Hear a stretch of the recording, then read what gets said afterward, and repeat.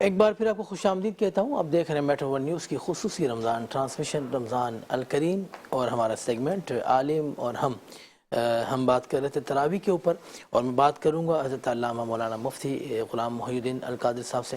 اچھا حضرت، ہماری مساجدوں میں تراویح کا اہتمام ہوتا ہے، بہت اچھے طریقے سے اہتمام ہوتا ہے اور لوگ آتے بھی ہیں پڑھنے کے لیے. ہم دیکھتے ہیں کہ بہت سارے لوگ وضو خانے پہ بیٹھے ہوتے ہیں، قرآن شریف کو سن رہے ہوتے ہیں. بہت سارے لوگ نیچے بیٹھے ہوتے ہیں جب علامہ صاحب کہتے ہیں اللہ اکبر، اس کے بعد وہ نیت کرتے ہیں. تو اس کے بارے میں کیا کہتے ہیں، وہ صحیح ہے عمل؟ سب سے پہلے تو یہ دیکھیں کہ جو تراویح ہے یہ رمضان شریف کے جو عبادات ہیں ان میں ایک اہم ترین عبادت ہے. جیسے کہ ہم رمضان کو دیکھتے ہیں تو رمضان جیسے ہی آتا ہے تو اپنے ساتھ کچھ چیزیں لے کر آتا ہے. مثال کے طور پہ افطار لے کر آتا ہے، سحر لے کر آتا ہے، تراویح کی نماز، قرآن کی تلاوت کثرت کے ساتھ لے کر آتا ہے.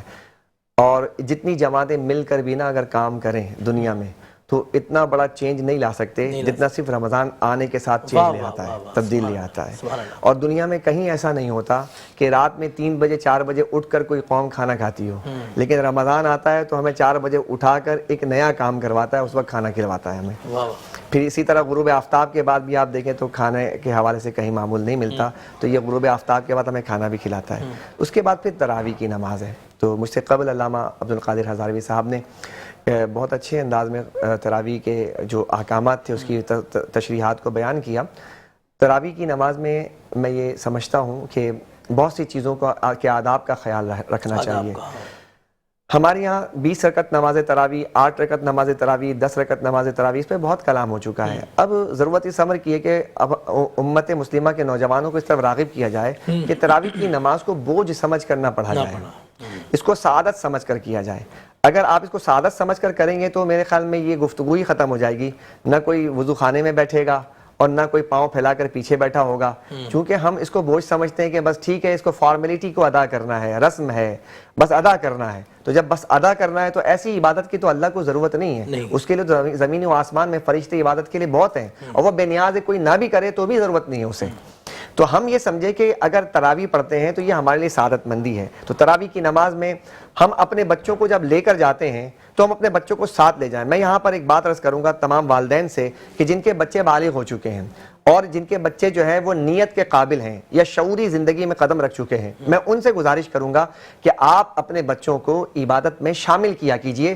جیسا کہ حضرت ابراہیم علیہ السلام خانہ کعبہ کی تعمیر فرما رہے تھے تو اپنے بیٹے اسماعیل علیہ السلام کو آپ نے اپنے ساتھ رکھا تھا. تو باپ کی ذمہ داری ہے کہ باپ اپنے بیٹے کو، اپنے اولاد کو ساتھ رکھا کرے. اور پھر آپ سوچئے شہزاد سعیدی صاحب، جب تعمیر ہو رہی ہوگی تو کتنی ٹیکنیکل گفتگو ہو رہی ہوگی. کعبہ کی تعمیر ہے اور آپ غور کیجئے کہ اس میں پتھر بھی رکھنا ہے، اس میں گارا بھی ہے، تو یہ ٹیکنیکل گفتگو. آرکیٹیکٹ کا جو ایک مزاج ہوتا ہے وہ اس انداز میں خانہ کعبہ کی تعمیر ہو رہی ہے. تو آپ نے اپنے بیٹے کے ساتھ کتنی ٹیکنیکل گفتگو کی ہوگی. تو جب آپ اپنے اولاد کو ساتھ رکھتے ہیں تو اس کا فائدہ یہ ہوتا ہے کہ وہ ٹیکنیکل گفتگو یا وہ آپ اسلام کے جو اخلاق ہے، اقدار ہے، وہ آپ منتقل کر رہے ہوتے ہیں. والدین سے میں گزارش کروں گا، آپ کے اس چینل کے توسط سے ایک بڑی زبردست بات عرض کرنے جا رہا ہوں کہ ہمارے والدین چاہتے ہیں کہ ہمارے بچے فلاں کام کریں، نماز پڑھیں، قرآن کی تلاوت کریں، تراویح پڑھیں. تو میں یہ چاہوں گا کہ آپ کہیں نہ، چونکہ آپ کے بچے کرتے وہی ہیں جو آپ کو دیکھتے ہیں. بچے آپ کے وہ نہیں کرتے جو آپ کہتے ہیں. تو آپ اپنے بچوں کے زندگی میں نون غننے کا اضافہ کر لیجئے. نون غننے کا اضافہ کر لیجئے. نون غننے کا اضافہ کر لیجئے. اگر نون غننے کا اضافہ کر لیں گے آپ تو آپ اپنے گھر میں ایک چینج دیکھیں گے. وہ نون غنہ کیا ہے، آپ نے یہ سوچا نہیں کہ نون غنہ کیا کہہ دیا. ہم کہتے ہیں کرو، ہم کہتے ہیں پڑھو، ہم کہتے ہیں تلاوت کرو. ہم یہ نہ کہیں، ہم کہیں آؤ تلاوت کریں، آؤ نماز پڑھیں، آؤ مطالعہ کریں. یہ جو نون غنہ ہے نا، جب یہ نون غنہ آپ استعمال کریں گے تو آپ دیکھیں گے آپ کے گھر میں ایک بہت زبردست انقلاب آ جائے گا، آپ کے سوسائٹی کے اندر انقلاب آ جائے گا. تو آپ مسجد بھی جب جائیں تو مسجد میں جانے سے قبل بچوں سے کہیں آؤ تراویح پڑھیں، چلو بھائی. تو آپ جب تراویح پڑھنے جا رہے ہوں گے، اور اسی طرح میں آپ سے عرض کروں کہ خواتین بھی گھر کے اندر اپنی بچیوں کو بھی نون غننے کے ساتھ جو ہے نا اس طرف موٹیویٹ کر سکتی ہیں. آؤ بیٹا نماز پڑھتے ہیں، نماز ظہر کا وقت ہو چکا ہے، نماز عصر کا وقت ہو چکا ہے، تو آؤ نماز پڑھیں، مصلی بچھائیں، آپ دیکھیں گے کہ اتنا زبردست امپیکٹ پڑے گا آپ کے گھر کے اوپر کہ جب آپ مصلی بچھائیں گے تو آپ کی چھوٹی چھوٹی بچیاں نا وہ بھی آپ کے برابر میں آ کے دوپٹہ باندھ کر کھڑی ہو جائیں گی، چونکہ ماں پڑھ رہی ہے، واہ واہ، چونکہ دادی پڑھ رہی ہے، چونکہ نانی پڑھ رہی ہے. تو ہمیں اپنے گھر کے اندر اس بات کا بڑا خیال رکھنا ہے. پھر اسی طرح میں یہاں پر آپ کے چینل کے توسط سے یہ بات بھی عرض کرنا چاہوں گا کہ دیکھیں قرآن کریم جو ہے نا وہ جلد بازی میں پڑھنے کا رواج جو ہے یہ مناسب نہیں ہے. قرآن کریم جو ہے اس میں لہن جلی ہو رہا ہوتا ہے، لہن جلی حرام ہے.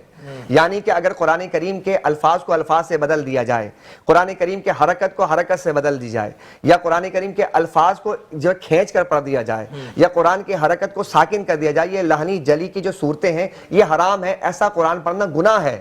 ہم گناہ کر رہے ہوتے ہیں اور اس کا ثواب، اس کے امید ہمیں ثواب کی ہو رہی ہوتی ہے. اسی طرح آپ جہاں پر ہم قرآن کریم کا خیال رکھتے ہیں پڑھنے کا، اسی طرح ہمیں نماز میں تعدیل ارکان کا بھی خیال رکھنا ہے. یہ جو جلد بازی کے ساتھ جو تراویح ہو رہی ہوتی ہے اس میں تعدیل ارکان اگر نہ ہو تو تعدیل ارکان یہ واجب ہے. یعنی ہر رکعت کے اندر ہر یعنی کہ جو آپ عمل کر رہے ہوتے ہیں، رکوع ہے، سجود ہے، ہر رکن کے اندر ایک سبحان اللہ کی مقدار آپ کو ٹھہرنا چاہیے.